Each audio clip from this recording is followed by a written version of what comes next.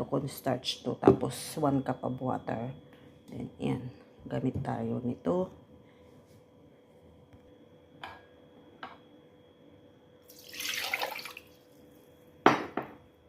Lagyan natin ng cornstarch.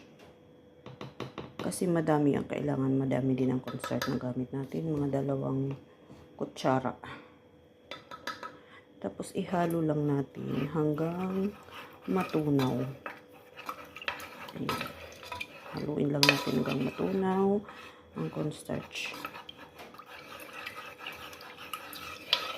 Haluin lang ng haluin ang cornstarch hanggang matunaw. Tapos pag tunaw na ang cornstarch, ihalo natin ngayon ang mantikang gamit na.